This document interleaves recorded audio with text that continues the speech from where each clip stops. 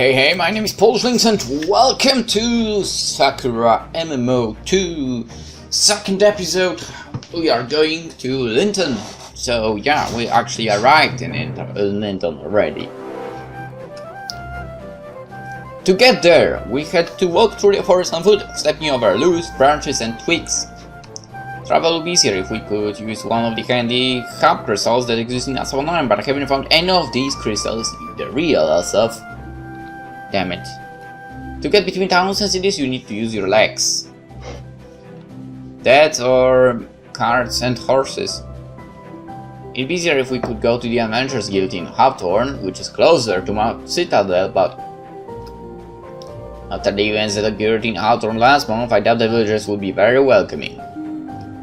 Never left quite a lasting impression when she unleashed that powerful spell in the middle of the markets. Yeah, well, I don't mind walking that much. The forest is relaxing and the low-level monsters that lurk amongst the trees don't pose any real threat. Ah, finally! Fionn sighs when we exit the thicket of trees that line Linton. She pauses, pouting, and ramps her arm with her fingers. I hate walking through the woods. It takes ages. You should toughen yourself up a little. Perhaps you could start training in the mornings with me. I don't know about that. That huge sword of yours would cut me in two. I won't try to hurt you, Viola, I promise. I ain't so sure. You did train in prison, my sister and all. You can't believe her, little puppy. Ellery is a proud knight, and knights don't like to harm others even when it would be to their benefit. I give Ellery a pointed look, and she blushes. Ellery puts out such a tough front, but it's so easy to tear it down. And I do think Ellery has a point. You used to live out in the streets, Fionn, but you've become rather complacent since I took you in.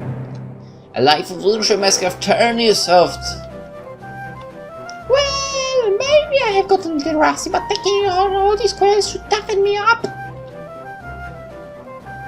I fail to see how collecting berries or catching fish could toughen anybody up.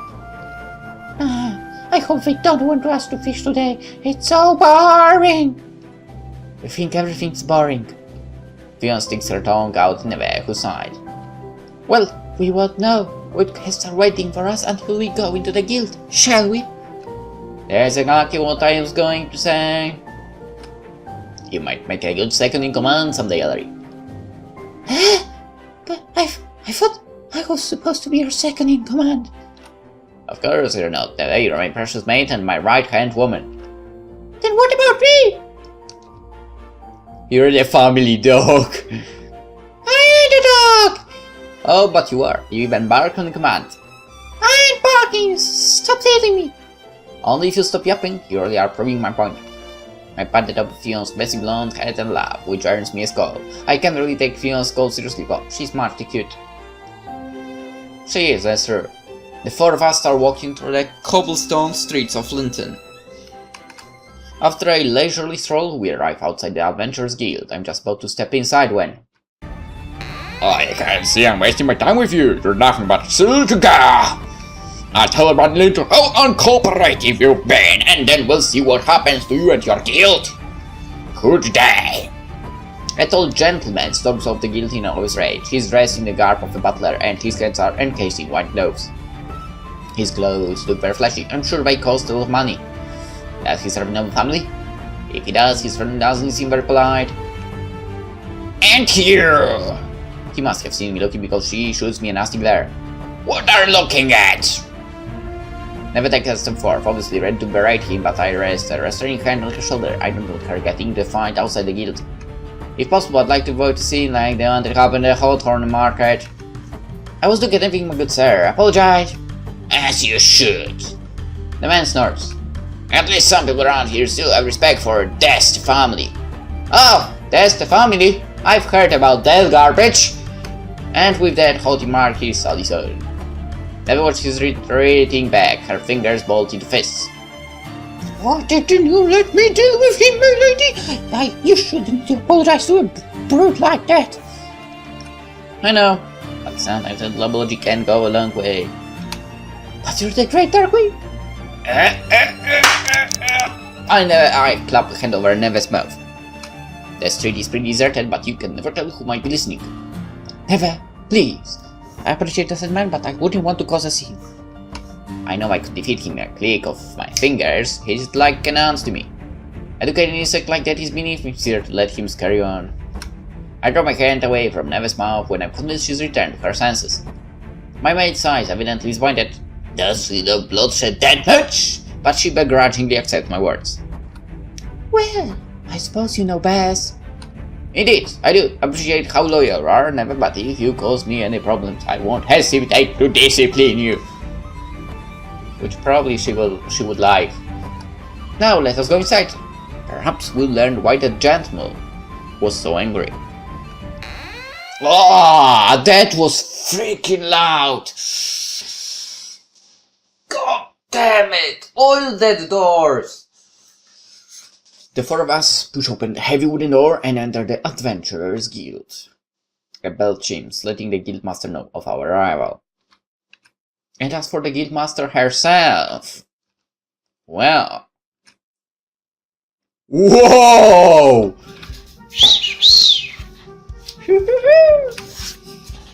I can't believe the nerve of some people. She looks different than usual. Her hair is damp and so is the rest of her. Her clothes stick to her body and rivulets of water trickle down her cheeks and her nose. Her arms are wrapped around her chest in an attempt to preserve her modesty. I often suspect she does wear a bra beneath her tabard, but it only serves to press her breasts together. She does look embarrassed by her predicament, for in fact it's quite the contrary. Her eyes are narrowed and she's grinding her teeth together so hard I'm worried she will sound them down. That bastard! Who does he think he is? Storming her and making demands? He has no right to act so high and mighty. The honor of the Desta family be damned! Anybody can use my guild services, whoever they are. How dare he try to threaten me? I should have kicked him where the sun doesn't shine, that's what I should have done, but using an aqua spell of all things? How cheap! True. The guildmaster grumbles to herself under her breath. I've been coming to this guild for the last month and I've never seen her look this angry before, mateys. Usually a cheerful, high-spirited woman. That then really must have angered her. Excuse me? Matey blinks. She lifts her head. Her expression remains dark for a few moments. Her eyes might be looking pea, but her mind is evidently still with that gentleman before it will toss out in recognition. Oh, Violet! Yeah, Violet is what I call myself when I'm wearing my disguise. And Fion, and Valerie too, I'm sorry I didn't see you earlier. It's quite alright, you look rather, preoccupied. Oh, that's right, it was simply awful. I don't bother asking Mady, god damn it. Why it's not Mady, it's easier. Mady, what exactly was so awful? She's something of a talker that might be a prerequisite to running a guild, and she never keeps her opinions to herself for long. That terrible man came in here not 10 minutes earlier, proud as anything, and demanded that I take down the request on the notice board that was put up only an hour ago. A request? I wonder what that could be. If this emissary from that piece of garbage family, one of the richest families in Linton, was sent to the guild by his master to have a request taken out, it must be very important. Could this be the piece of missing information I've been looking for? If you don't mind me asking, what sort of request is it? I certainly don't mind telling you, but perhaps I'd like to dry myself off. When I refused to bow to the man's demands, he even tried to bribe me. Can you believe it? He cast a spell on me. He stormed out like a child having a temper tantrum. Alright, let me fix that for you. I click my fingers and made these clothes instantly dry themselves. Oh, thank you, Violet! I don't know what I'd do without you.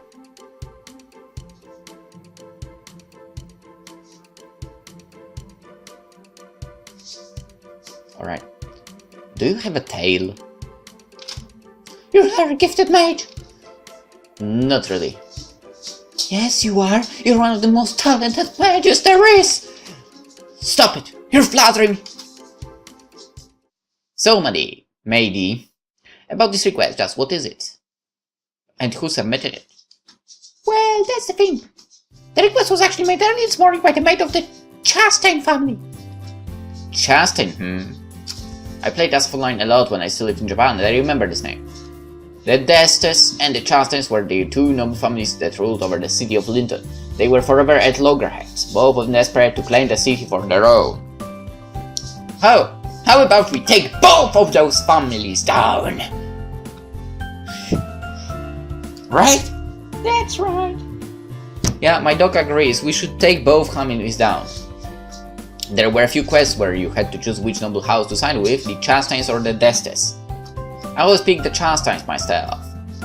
Other than a few quests here and there, however, these two noble families never really served any purpose in the overall plot of Asaph. You could never go inside their homes and you never met any of the family members themselves.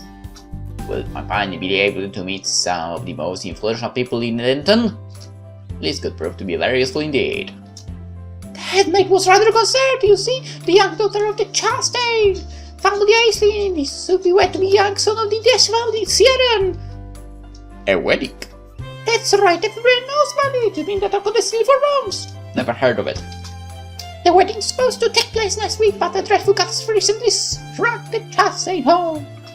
For a so-called dreadful catstream, Mady sure looks happy talking about it. She really does love gossip. I like Mady, but she's not somebody I can trust with any of my secrets. The Chastain family owns a very beautiful diamond necklace. It's a priceless family heirloom, and Lady Aislinn wears it whenever she's bathing or sleeping. This diamond necklace was going to play an important part in the wedding ceremony. The diamond necklace of the Chastain family was supposed to be traded for the coveted diamond brooch owned by the Des family. This trade was meant to symbolize the coming together of the two families. Of course, the trade was just part of the ceremony. The diamond necklace would remain Lady Aislinn's possession after the wedding. The plans for the wedding were all very smoothly, and the wedding seemed like it would be a happy one until... Let me guess, the necklace was stolen. That's right! The much beloved priceless heirloom of the Chastain family was stolen last night when the household was lit. Lady Aislinn's handmaid, Haifa, came to my guild this morning the moment the sun went up, showed me to put up another small report outside, asking if any adventurers could help search for the missing necklace. Anybody who finds it is to be rewarded a handsome sum of 10,000 gold pieces. 10,000 pieces? Are you sure? As sure as you can be. But did I? With 10,000 pieces, you'd never need to work ever again. You'd be set for life. Phil might sound excited, but the money doesn't interest me. I'm already rich, I have so many gold coins, I don't know what to do with them all. I think I'd want to accept this quest, even if there wasn't a reward for it. It sounds a lot more interesting than picking berries. There is one fact that's perplexing me, though. Why did the butler of the Des family ask you to take the request down? If the diamond necklace is needed for the wedding ceremony, the Destes should want to recover it as quickly as the Chastains. That's what I thought, and that's what I said, but the Des butler was there. He said asking the public to help a bright brother like this was embarrassing. He said the Destes would find the necklace on the road without any interference from filthy adventurers. What? Mady makes little quotation marks with her fingers. He was such a snob, it was unbearable. But you refused to take the quest down? Of course I did. I don't want to spend a single second of my day listening to a man like that. Why should I let him frighten me into submission? I'm doing what I think is right. That necklace belongs to Lady Aislinn, and if she wants to ask my guild for help, then I won't tear her down. The Destes can keep out of it. So say, but the Destes are involved in this matter too? It's a complicated situation, but I can understand how the Destes must feel. Making the theft of such a priceless heirloom public is rather embarrassing. But surely, they should put the embarrassment on the website for the greater good. I agree with Lady Aislinn. The necklace needs to be found, and it needs to be found quickly. Putting up a public advertisement would be the best way to ensure it's uncovered time for the wedding. But that, as it may, under how such a priceless object was stolen in the first place, you think the Chastain family would take greater care of their possessions? I would never let anybody steal one of Milady's necklaces. Milady? Oh, well, it's nothing. I'm just talking to myself. And speaking of people talking to themselves. 10,000 gold pieces. Who could turn down an offer like that? Think of all the meat I'd be able to buy. Now I'm getting hungry. Naturally, Fiona doesn't care about political intrigue, she's far more concerned with her belly. I wonder if I should give my thief girl a stern talk, she would benefit from a bit of discipline. But then again, how can I be cruel to her when she's so cute?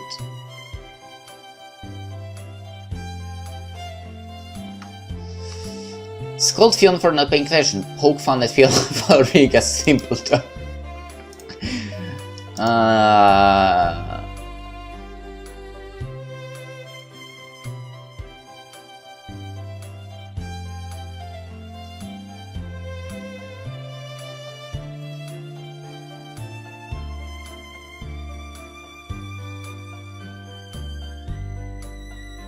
Let's go.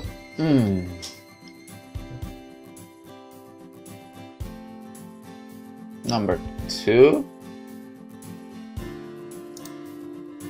You really are simple. I smiled Fiona indulgently and pat the top of her head. And you wonder why I call you puppy. Hey! I'm nothing like a puppy! I beg to differ, you're always thinking about your stomach. When you sniff out a juicy bone, you forget everything else. Well, I beg your pardon. Fiona pouts and throws my hand off her head. I used to live in the streets, remember? I had to beg for scraps of food to get by. If I have a soft spot for food, it's because I never had all that much of it growing up. I know, you don't need to make excuse for yourself, puppy. I told you I'm not. Anyway, I'm rather interested in this missing necklace. In fact, I'm very interested.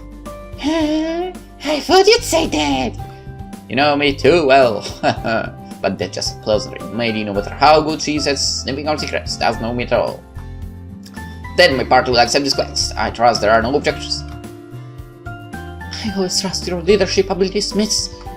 As a knight, I can't let any thief go unpunished. Let's go for it! I ain't gonna turn back on the reward like this! Then, we're in a mutual agreement. Let's try and solve this mystery. Now I wonder, would it be possible for commoners like us to meet with Lady Aisling? I would like to ask her a few questions. Whoa! What a cutie! So, are you the brave heroes who are going to find my missing necklace? You know what? I think we might have found someone who can compete with Viola. Oh my gosh! No, seriously. Anyway, I can't promise anything just yet, but I will do my best, milady. Huh, interesting, somebody else asked milady when I'm the dark with Viola capable of flaying the flesh from person bones with a single slump of my finger feels rather strange. I'm more accustomed to people groveling at my feet than doing it myself. Still, I can't say I hate it. It's a new experience, and new experiences keep me young. My name is Violet, and I'm an experienced adventurer. The guys with me are Fiona, Never, Larry. We have completed many quests in Linton, and we will be happy to help you. I'm at your service. I drop a neat courtesy and never glowers. I never thought I'd leave to sit at that lady boat before anybody else. I hope this lady understands what a great honor has been bestowed upon her. At least no one has the forethought to mutter objections under breath, so Aisling can hear her. Ellery, meanwhile, has been unfailingly polite during our brief stay in the Chastain's home. Ellery is a calm, level-headed woman in general, and I knew I could count on her to behave herself. As for Fiona, meanwhile... Wow! This place is amazing! I thought she would have grown accustomed to luxury, having lived in Nightmare Citadel for so long, but apparently not. She gawks at Aisling's large, airy drawing room like a child in a candy store, her mouth open. This is so nice! All these glass ornaments must have cost a fortune. They were rather expensive, yes? Aisling's maid, an elderly woman with high cheekbones and grey hair fronts. Milady, are you sure about this? What do you mean, Alpha? I know that you accept the label of adventure. Adventuring to find your necklace, but these people will. I'm not trying to sell your judgment, but I doubt they'll be of much use. This girl Fiona, did say her name was, is barely wearing any clothes. The maid gives Fiona a disapproving look. And this girl is Darkling. She now turns to Neva. If your parents were still alive, milady, they would believe it. Everybody in Asaph knows you can't trust darklings. And you know, you dumb mate, how about we end your life, because apparently you are living way too long and you are basically super racist. Never grits her teeth together, she used comments like this. Of course, people always whisper about her when they see her in the streets, but I doubt that makes it any easier. Fortunately, Aislinn doesn't seem to share her mate's prejudices. Don't be so cruel, Ioife, you old hack! She may be a dark, but looks like she wants to help. You're too kind-hearted, miss! Don't forget it was dark like her to try to ruin the world centuries ago! That's just a story, Ioife. Oh, strange amazing truth, milady! True or not, that happened long before any of us were born. I'm happy to welcome those girls to my home if they truly mean to help me. Darkling or not, I'm sure this girl has a kind heart. That or lust for money. Either way, if she helps us, I have no objection to her being here. Aislinn bows her head to Neve, her eyebrows furrowed. I'm sorry we have offended you. However, it does mean any ill by it. She's simply a racist. A sigh. Overprotective. Oh, a mate. An overprotective mate. I wonder, where do I know that from? Indeed, as the headmaid of the chest of my mistress' best interests at heart. You mistress, huh? Well, when you put it like that, I think I understand. Please rest at ease, Miss Ioife. We'll do our utmost to find your mistress' missing necklace. We heard about it from Maidie, and we know full well how important it is. As a knight, you have my oath. Oh yeah. Well, if we have a nice surgical necklace, perhaps all is not lost. Don't worry, everything will be fine. Both of them dine over powerful magic, and that is an accomplished knight. We've taken on many requests at the Adventurers Guild, and we've completed all of them. We'll find your necklace for you, promise. Well, that is rather reassuring. I was so worried. Thank you, brave adventurers, for heeding my call. Aislinn launches into a small explanation about the missing necklace and its importance. She goes over the same information that Maidie did. But one particular detail makes quite an impression on me. You must find my necklace within 3 days. That is the time limit. If you can't do the necklace before the dark night, when the moon has not yet risen, then all of this will be for nothing. My wedding to Sierra and the peace between my family and the Destes. Everything I've worked for will be destroyed. Well, don't worry. If we won't find it in 3 days, we'll just destroy the Destes family. I really won't mind. I mean, who cares about them? That's why you need to hurry. 3 days is all I can afford to wait. Or we can just go easy path and destroy that family now, right? After our talk with Aislinn, my partner leads to a nearby tavern so we can discuss the new information with PolishLynx. My party of 4 sits right at the back of the building, keeping our voice low so nobody can overhear us. I don't think we're in any danger of death. All the other men in here, and these mostly men who frequent this place, are so busy drinking, singing dirty songs, or flirting with the buxom barmaids to pay us any attention. Neve sniffs and looks around disapprovingly, her eyes narrowed. I don't really know if a place like this is open for you, milady. It's so raucous. I'd say let that be lady's life. I doubt Neve will blow my cover now, given nobody's listening. I know, it's raucous. That's why you came here, you silly goose. I'm a goose. It's better than being a dog. If everyone around us is talking, they won't be able to hear us when we talk. Except for PolishLynx, obviously. We should be able to discuss the crucial matter of Aislinn's missing necklace in peace. Oh, I see. How intelligent of you, milady, I should have known. Hoo-hoo-hoo! My genius is nothing to be sniffed at. I did get the highest grades, my class. Grades? Neve frowns. Do they not have schools in Asaph? I have no idea how the system in this world works. It never cropped up in Asaph online. Well, putting that one side. The business with this necklace really screws. Aislinn. I know the distinct look of the titled lady, being my Lola maid. Neve has no desire to capitulate to anybody other than me. Made it sound like finding the necklace matter of life and death. She was very intense. I thought that rather peculiar too. No matter how expensive or important the necklace is, truly it's only a trinket. Whether you find the necklace or not, you should not stop the wedding ceremony processing it yet. What is that necklace? It's actually some sort of some source of freaking powerful magic. Aislinn made it sound as though being married was impossible without it. Perhaps the necklace is as important as wedding ring. It could be a crucial part of the service. If that's the case, then could the service be altered slightly? They are the two wealthiest, most influential families in London. The symbolic value of the necklace could be so great it would be put the entire wedding at risk. You remember what Maggie said, don't you? The necklace meant to be a symbol of the union between the trust and the Desta family. If the two are marrying, not for love, but out of obligation, then the symbol of their union would be more important than anything else. I don't think Aislinn is in love with her betrothed. I can tell, never having met the man in question, but I doubt it. Exactly. She seemed more upset about the missing necklace than about the possibility of her wedding being postponed. A marriage out of duty rather than love, I suppose we can't know for sure unless we ask Aislinn about it, but I wonder if she would tell us something so sensitive. It's a delicate situation. Let's go! You're right, any woman forced into an arranged marriage would be hesitant to talk about it. Are you speaking from experience? Well, I am. My parents have often tried to match me with potential partners here.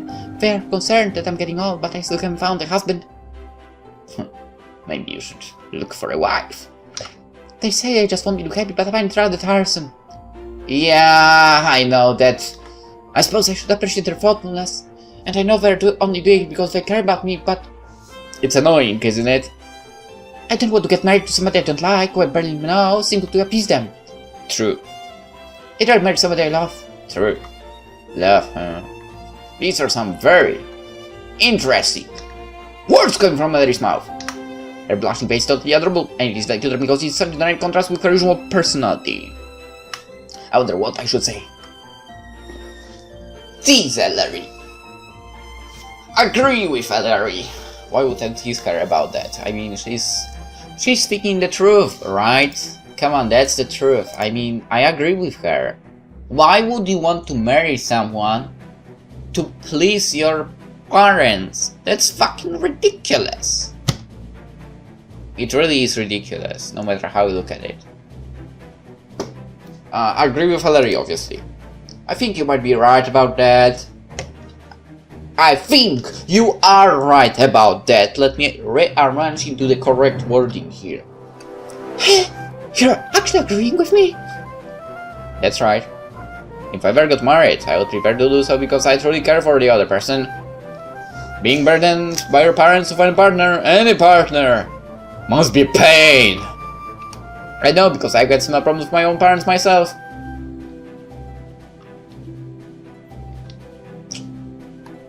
You have? Is that true? Unfortunately it is. My life would be a lot easier if I married the first wealthy man I could find, if only to appease my family, but what good would that do? It would make them happy. They seem to think woman's greatest happiness is in marrying young and giving birth, but it would not make me happy. Well, why would that make a woman happy, to be honest? I don't get it. That's ridiculous, to be honest.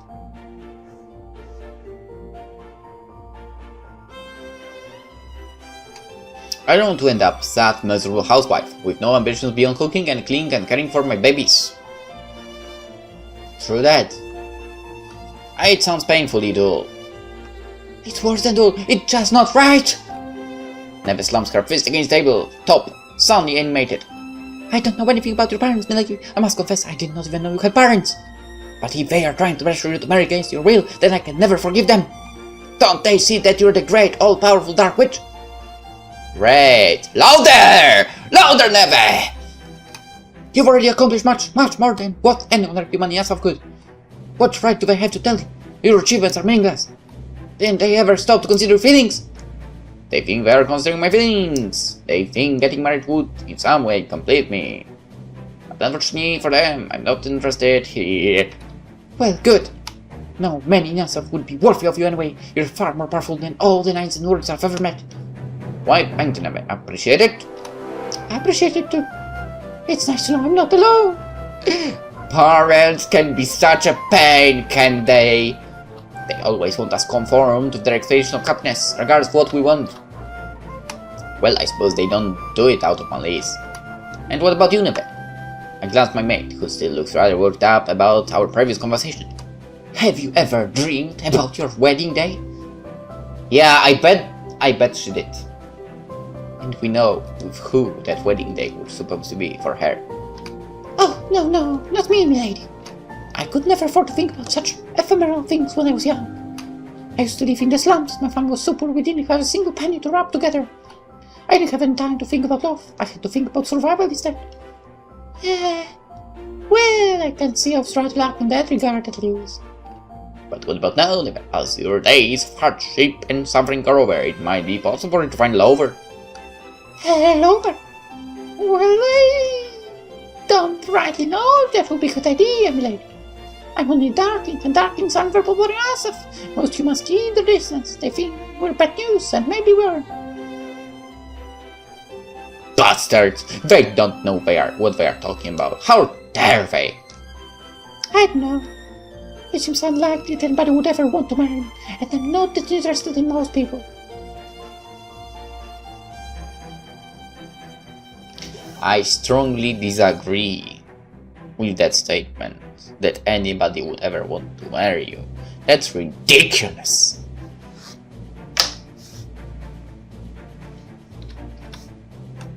Are there any exceptions?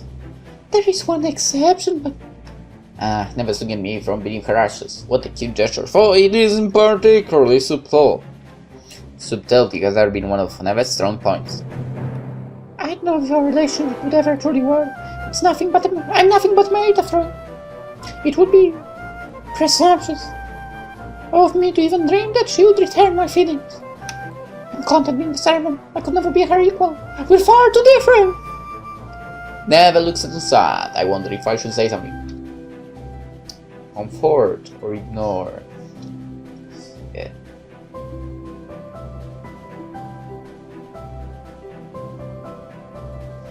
I kind of want to comfort, but it might lead to...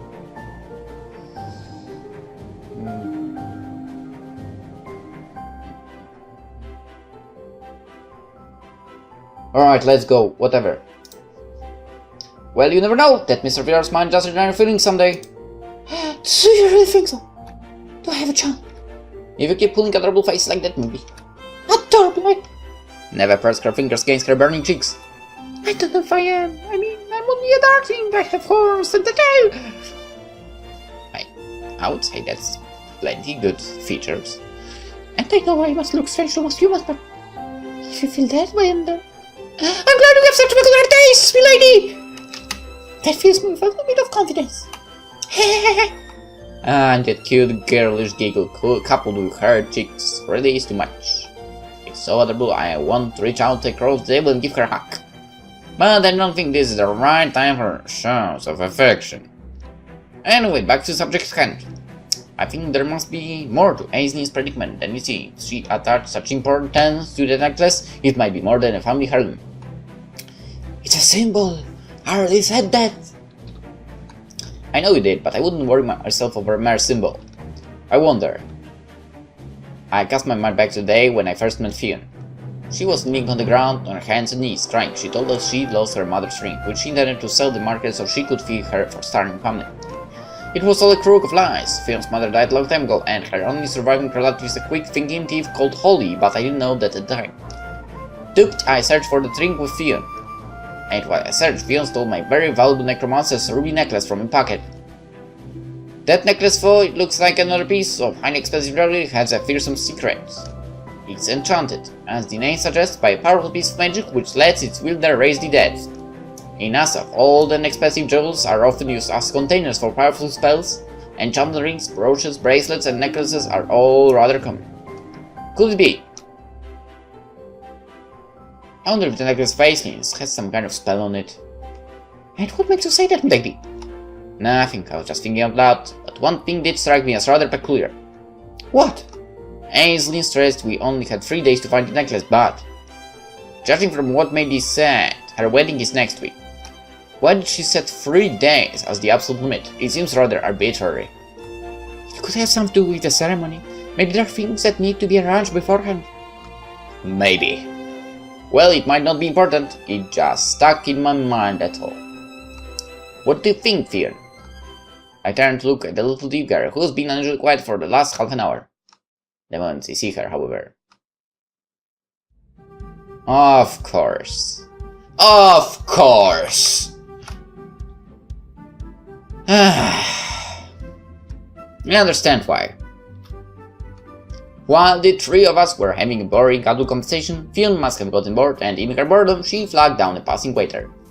The table before her is now piled high with all kinds of different foods. There are steaming meat piles, legs of mutton, roasted potatoes, various soups, and a large tray of fruit.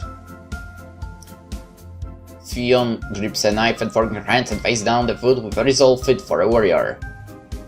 This looks so good! I'm gonna eat first! She tries to attack a leg of chicken with her power, but her grip is still tough. I guess Fionn isn't accustomed to handling cutlery. She goes homeless for several years, because she drops the knife and the fork on the floor with a clatter. What? How embarrassing! How did Viola teach me how to eat with a knife fork again? Oh well, it don't matter, I just use my fingers! So saying, Fionn picks up a greasy leg of chicken in one hand and starts sucking with her teeth. This is so good! I haven't had a little hunk of meat like this in a while! The skin's so nice and crispy, it's so tender! Her pearly white teeth dig into the chicken leg and juices trickle down her chin. Whoa, it's a yummy heaven! If this is what being dead like, then I'll take it! I just hope she's planning to pay for all of that. If she wants to know what being dead is like, I'd be more than happy to educate her. How dare she sit there stuffing her face when we're all trying so hard. I can understand why Neve is angry, but I don't want her picking more fights with Fionn. If we're going to solve this difficult quest, we need to work together. That means we can't afford to bicker amongst ourselves, like children. What should I say? Tell Neve to get a hold of herself. Agree with Neve's assessment.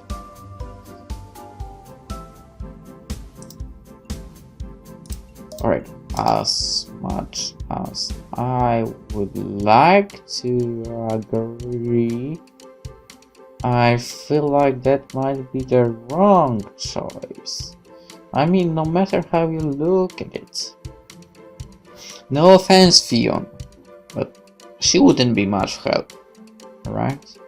With thinking about our problem, I guess. So, let's go with this. At least she will calm down, maybe. Now, never. Don't let your temper get better of you. There is no harm in letting our puppy enjoy herself, is there?